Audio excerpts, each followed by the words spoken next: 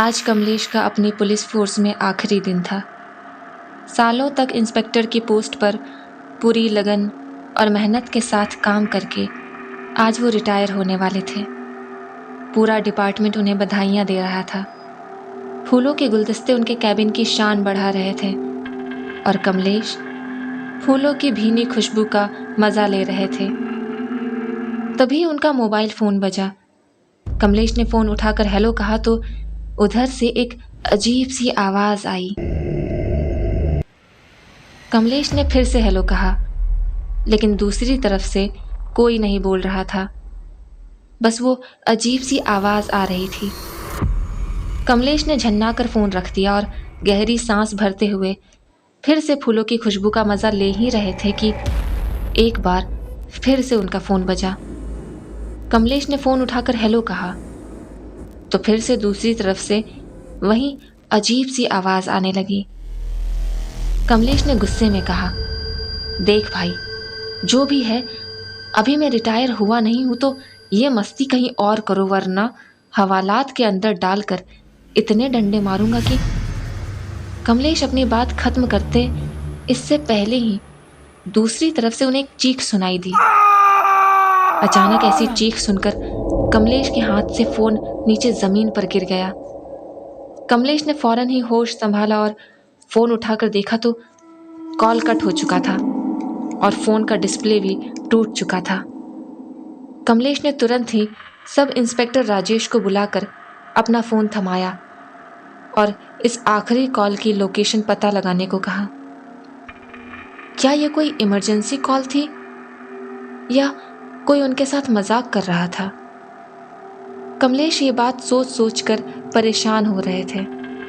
थोड़ी ताज़ी हवा में शायद उनका मन शांत हो जाएगा, ये सोचकर वो बाहर निकले। दोपहर का वक्त था।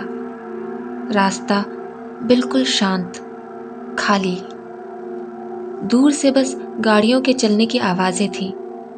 उस शांत रास्ते में टहलते हुए वो कुछ दूर निकल आए।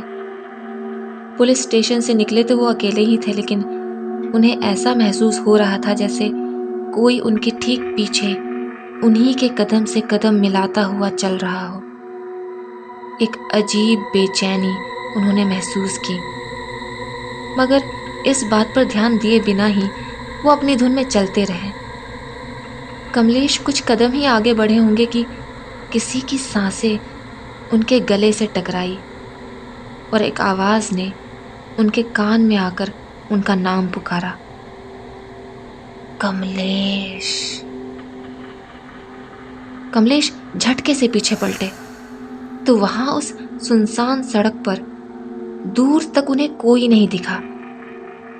वो आवाज किसकी थी? शायद उनके कान बज रहे थे। तो फिर वो सांसें जिनके गर्माहट ने उनकी गर्दन के रोंगटे खड़े कर दिए थे।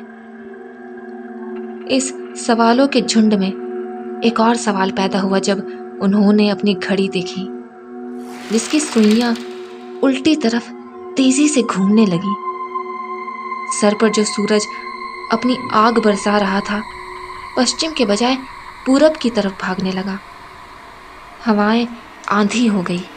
चिड़ियां, कुत्ते, बिल्ली, लोग कमलेश के सामने ऐसे उल्टे चल रहे थे जैसे किसी ने वक्त को पीछे घुमा दिया हो। कमलेश के सामने असलियत किसी पर्दे पर रिवाइंड हो रही फिल्म की तरह चलने लगी। ये क्या हो रहा है? कैसे हो रहा है? ये सवाल पूछने का मनोबल भी कमलेश में नहीं रहा। वो तो इस उल्टी चल रहे वक्त में चक्कर खाकर गिर पड़े और बेहोश हो गए।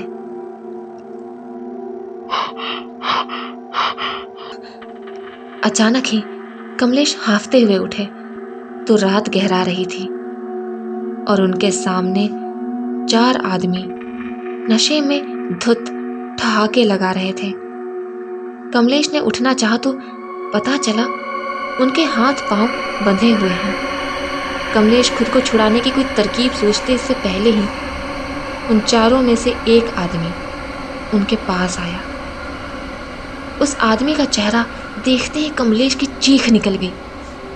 ऐसा डरावना चेहरा उन्होंने आज तक कभी नहीं देखा था। वो चेहरा कमलेश के सामने आया और एक अजीब सी आवाज के साथ गुर्राने लगा। 8 दिनों तक कमलेश का कुछ भी पता न चला। 9वें दिन रास्ते में किसी लावारिस की तरह उन्हें देखा गया। कपड़े फटे हुए, पूरे शरीर पर कई जख्म। उन्हें पास के ही एक सरकारी अस्पताल में भर्ती करा दिया गया। इंस्पेक्टर राजेश, जो कमलेश के जूनियर थे और लगभग हर केस में उनके सहायक भी, फौरन ही अस्पताल पहुंचे और वहां उन्होंने जो देखा, उसे देखने के बाद उनकी आत्मा ने जैसे शरीर छोड़ दिया। कमलेश पागलों की तरह, मैं बेकसूर हूं, मैंने कुछ नहीं किया, मुझे छोड़ दो, चिल्ला रहे थे। कमलेश की बातें राजेश को परेशान नहीं कर रही थी, लेकिन जिस आवाज में वो बात कर रहे थे, वो आवाज किसी से मिलती जुलती है और उन्हें जल्द याद भी आ गया कि ये आवाज किससे मिलती है। कुछ साल पहले ही एक मर्डर केस उनके पास आया था, जिसमें उन्हें कई लोगों पर शक थे, लेकिन ऊपरी दबाव में उन्हें यह केस जल्दी बंद करना पड़ा। कमलेश और राजेश ने सिर्फ शक के बिना पर ही 4 लोगों को गिरफ्तार किया। कई दिनों तक 3rd डिग्री टॉर्चर देने के बाद जबरदस्ती उनसे कत्ल के कबूलनामे पर दस्तखत लिए गए और उन्हें जेल में बंद कर दिया गया। इसके बाद वो इस केस को भूल गए, लेकिन जिस दिन कमलेश को वो अनजान कॉल आया था, उस दिन उन्हें पता चला कि दरअसल वो कॉल जिस नंबर से आया था, वो नंबर उन 4 में से ही किसी एक का था। लेकिन ताज्जुब की बात ये थी कि ये नंबर काफी वक्त से बंद था और उन 4 ने जेल में ही खुदकुशी कर ली थी, ठीक उसी दिन जिस दिन कमलेश गायब हुए थे।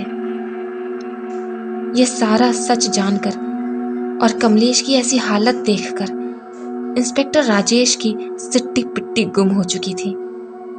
एसी की ठंडी हवा में भी उनके पसीने छूटने लगे। राजेश भागते हुए एलिवेटर तक पहुंचे। लिफ्ट के अंदर जाकर उन्होंने जैसे ही अपनी उंगली बटन दबाने को उठाया, उन्होंने देखा एक दूसरा हाथ उनके पीछे से निकला और ग्राउंड फ्लोर का बटन दबा दिया। राजेश की आंखों के सामने लिफ्ट का दरवाजा बंद होने लगा। वो पूरी जान की ताकत लगाकर वहां से भागना चाहते थे, लेकिन उनके पैर जैसे जम चुके थे। लिफ्ट का दरवाजा बंद हो गया और वो आवाज आई,